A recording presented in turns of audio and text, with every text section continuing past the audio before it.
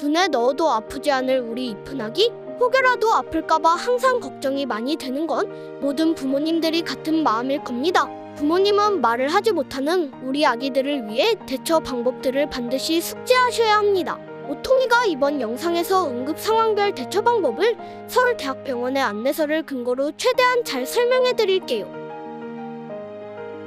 첫 번째, 아기가 열이 나는 경우 응급실에 내원하는 아기들의 약 30%가 열 때문이라고 합니다. 열에 대한 부모님의 과도한 공포가 해열제를 30분, 1시간 간격으로 먹이는 등 잘못된 대처로 아기를 더 힘들게 할 수 있습니다. 열은 기본적으로 우리 몸에 들어온 바이러스 또는 세균과 같은 감염원과 잘 싸울 수 있도록 우리 몸을 지키는 역할을 합니다. 아기의 경우 면역력이 낮아 열이 높아지는 경우가 성인보다 더 잦습니다.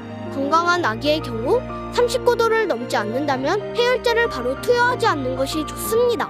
39도가 넘어가면 아기는 칭얼대기 시작하고 울음을 터뜨리기 시작하는데요. 해열제는 그때 투여하는 것이 좋습니다. 만약에 열이 나도 아기가 잘 잔다면 몸이 크게 불편하지 않은 것으로 인지하고 계셔야 하며, 너무 자주 깨워 해열제를 자주 먹인다면 오히려 아기 건강에 좋지 않으니 꼭 기억해주세요. 하지만 39도에서 해열제를 투여해도 열이 계속 내려오지 않고 아기의 울음도 멈추지 않는다면 바로 응급실을 찾아가는 것이 좋습니다. 두 번째, 이물질을 삼켜 숨이 막혔을 경우 조그마한 물건에 대한 호기심 많은 아기들이 물건을 삼켜 기도가 막히는 경우가 있습니다. 갑자기 숨을 못 쉬고 얼굴이 새파래진다면 바로 입을 벌려 이물질을 제거해주세요. 만약 깊이 위치해 있어 제거가 어려울 경우 하임리히법을 사용해야 합니다.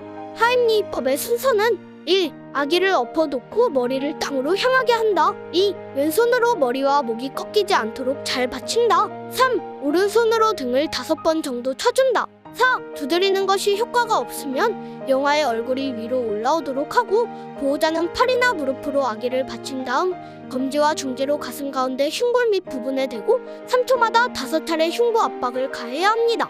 만약 이렇게 해도 제거가 안 될 경우 바로 119에 신고하고 구급차가 오는 동안 기도를 열어 아기의 호흡을 최대한 확보해 주어야 합니다.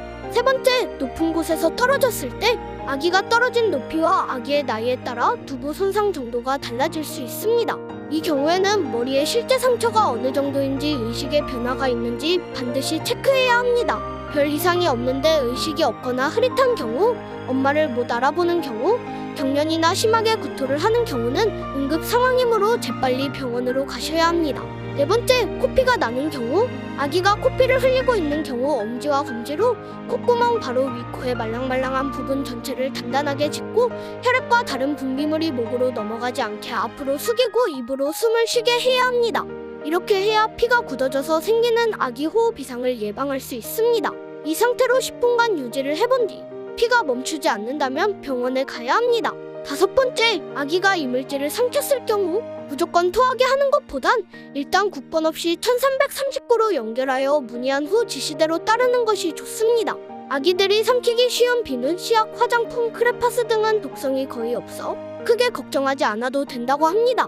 단 세제와 락스같이 독성이 있는 이물질을 먹었을 경우 토하게 하지 말고 바로 응급실을 가되 아기를 왼쪽 팔이 아래로 가게 눕혀 독성 물질이 아이의 소장으로 넘어가지 않도록 해야 합니다. 오늘은 아기들의 응급 상황별 대처 방법에 대해 알아보았는데요. 우리 아기들은 말을 하지 못하고 호기심이 많아 돌발 상황이 많이 발생할 수밖에 없는데요. 다양한 사고가 많은 만큼 부모님들은 최대한 위급 상황에 대한 대처 방법을 숙지하고 계셔야 합니다. 오늘 영상 내용 꼭 기억하셔서 당황하지 않고 능숙하게 대처하셨으면 좋겠습니다. 영상이 유익하셨다면 구독과 좋아요를 눌러주세요. 그럼 오늘의 한마디